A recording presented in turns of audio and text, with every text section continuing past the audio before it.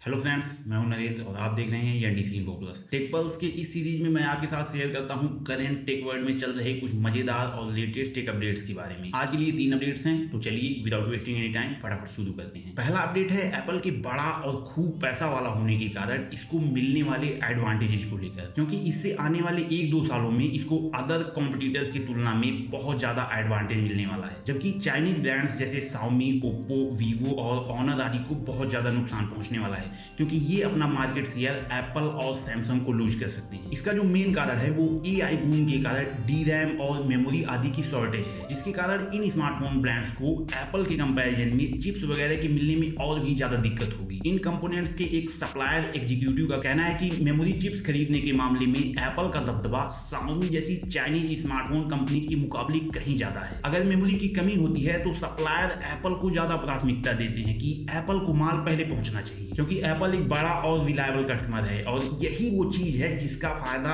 Apple को आगे आने वाले 1-2 सालों में मिलने वाला है। इससे इसको ज्यादा से ज्यादा नए आईफोन्स बनाने में हेल्प मिलेगी, जबकि जो अदर कॉम्पिटिटर्स हैं तो उनका जो फोन बनाने का टारगेट है वो उतना भी अचीव नहीं कर पाएंगे। और इन ज्यादा स्मार्टफोन की वजह से एप्पल को अपना मार्केट शेयर बढ़ाने में और हेल्प होगी, क्योंकि चिप शॉर्टेज के कारण Xiaomi, Oppo, Vivo और Honor जैसी कंपनीज को अपने प्रोडक्शन में भारी कमी करनी पड़ेगी। एप्पल अगले 1 साल में 5 आईफोन्स लॉन्च करने वाला है। इस साल के सितंबर में आईफोन फोल्ड, 18 प्रो और 18 प्रो मैक्स, और अगले साल की गर्मियों में आईफोन 18 और आईफोन एयर। इसके लिए एप्पल ने सप्लायर्स को पहले ही बोल रखा है कि आईफोन 18 और 17 के लिए वे कंपोनेंट्स को स्टोर करके रख लें, ताकि इन स्मार्टफोन्स के सप्लाई में कोई प्रॉब्लम न हो। और ऐसा अन्य कंपनीज के लिए कहना पॉसिबल नहीं है, और इन्हीं सब का फायदा एप्पल को आगे मिलने वाला है, क्योंकि जब अदर कॉम्पिटिटर्स के स्मार्टफोन उतने मार्केट में नहीं होंगे तो लोगों को आईफोन्स खरीदने ही पड़ेंगे। चाइनीज कंपनीज को इसलिए भी नुकसान है क्योंकि ये अपने प्रोडक्ट पर कम प्रॉफिट मार्जिन रखकर कंपीट करते हैं। एक तरफ चिप्स की शॉर्टेज पहले से ही है और दूसरी तरफ इनको अपने स्मार्टफोन के प्राइसेस भी बढ़ाने होंगे। इसीलिए बायर्स की प्रीमियम सेगमेंट में एप्पल की तरफ और बजट और मिड रेंज सेगमेंट में सैमसंग की तरफ शिफ्ट होने के चांसेस ज्यादा हैं। एप्पल इस साल अपना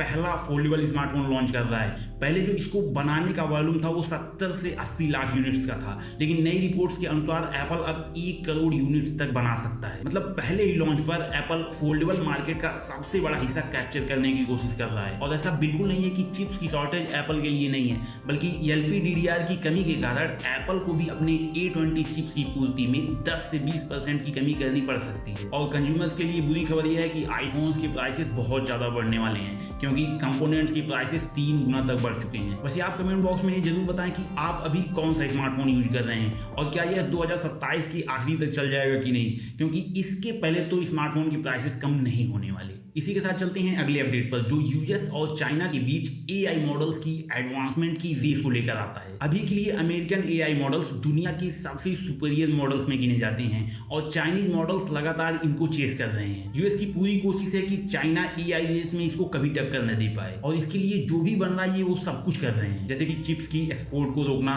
या फिर एडवांस AI मॉडल्स की एक्सेस को ग्लोबली लिमिट करना, एक्सेट्रा एक्सेट्रा। लेकिन इन सब के बाद भी जो चाइना की AI इंडस्ट्री है वो लगातार और तेजी से ग्रो कर रही है। अभी बीजिंग की एक AI कंपनी जीपू AI, जिसको जेड AI भी कहते हैं, ने अपना latest open weight model GLM 5.2 release करा है, जो MIT लाइसेंस पर बेस्ड है। यह उन लाइसेंस में से होती है जो ओपन सोर्स मॉडल्स में सबसे ज्यादा छूट प्रोवाइड कराते हैं। यह बहुत कम रिस्ट्रिक्शंस के साथ बड़ी स्केल पर कॉमर्शियल और रिसर्च के काम में इस्तेमाल करने की परमिशन देता है। GLM 5 कोडिंग और एजेंटिक बेंचमार्क्स में एंथ्रोपिक के ओपस 4.8 और OpenAI के GPT 5.5 के टक्कर का है, और इसकी प्राइसिंग भी अमेरिकन मॉडल्स की कंपैरिजन में 1/5 और 1/6 ही है। ओपस 4.8 को आप टॉप में से टॉप लेवल का मॉडल मान सकते हैं, और चाइनीज मॉडल्स अगर परफॉर्मेंस में इसके करीब पहुंच रहे हैं तो यह कोई छोटी बात नहीं है, क्योंकि GLM 5.2 की बेंचमार्क परफॉर्मेंस अमेरिकन मॉडल की एकदम नेक टू नेक लेवल की है, और कईयों को तो यह सरपास भी कर रहा है। व्हाइट हाउस के ही फॉर्मर AI एडवाइजर डेविड सैक्स का GLM 5.2 के बारे में कहना है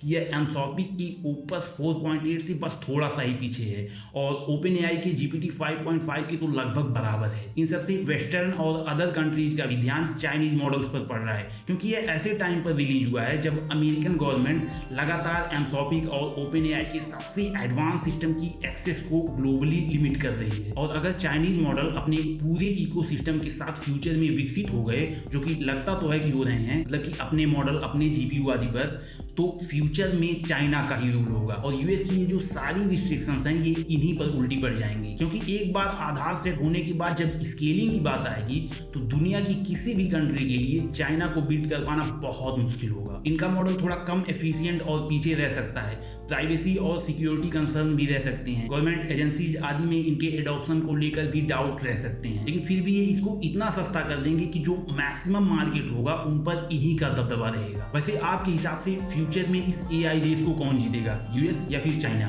क्योंकि इस रेस में तो हम हैं ही नहीं। हमारी सर्वम अच्छा काम कर रही है, लेकिन अभी इसे फ्रंटियर लेवल तक पहुंचने में काफी टाइम लगेगा। इसी के साथ चलते हैं हम अगले अपडेट पर, जिससे पता चलता है कि अभी के लिए एआई मॉडल्स की रेस में एंथ्रोपिक ही लीड कर रहा है। अपडेट ये है कि चाइनीज कंपनी अलीबाबा अपने एम्प्लॉयज के लिए 10 जुलाई से एंथ्रोपिक के क्लाउड कोड के इस्तेमाल को बैन कर रहा है। कंपनी ने एंथ्रोपिक के क्लाउड को हाई रिस्क सॉफ्टवेयर माना है, क्योंकि ऐसे एलिगेशंस हैं कि क्लाउड के अंदर छिपे हुए कोड हैं जो चाइना बेस्ड या फिर चाइनीज लैब्स में काम करने वाले यूजर्स की सर्विलेंस करते हैं। एंथ्रोपिक और अलीबाबा के बीच बढ़ते हुए इस विवाद को लेकर कंपनी का कहना है कि अब इसके एम्प्लॉय अपना खुद का एआई मॉडल इस्तेमाल करेंगे। इस कोड के बारे में सबसे पहले 30 जून को एक डेवलपर ने अपने रेडिट पोस्ट में बताया था, जिसको उसने मॉडल को रिवर्स इंजीनियर करके फाइंड करा और इसी इंसिडेंट के बाद अलीबाबा ने अपने एम्प्लॉयज के लिए एंथ्रोपिक के सभी मॉडल्स को बैन कर दिया। अब से कोडिंग के लिए अपना खुद का कोडर एआई इस्तेमाल करेंगे। जो कोड था उसको एंथ्रोपिक ने रेडिट पोस्ट के अगले दिन ही रिमूव कर दिया और कहा कि इनके ऐसा करने का जो मेन कारण था वो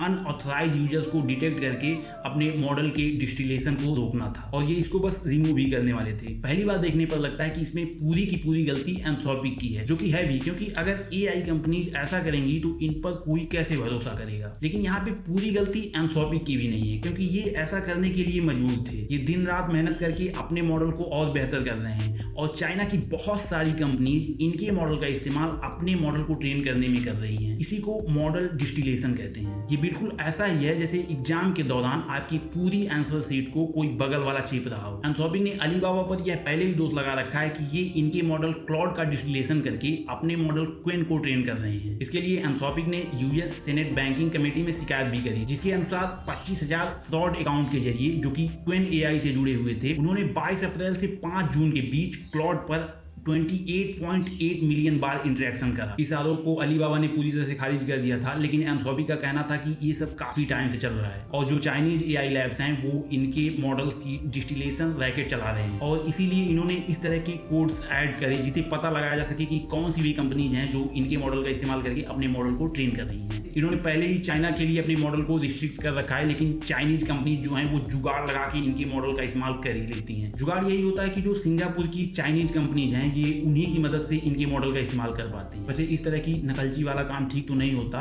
किसी से इंस्पिरेशन लेना अलग बात होती है, लेकिन उसकी पूरी मेहनत को चुरा लेना बिल्कुल सही नहीं होता और किसी की नकल करके आप उससे बेहतर तो नहीं हो सकती।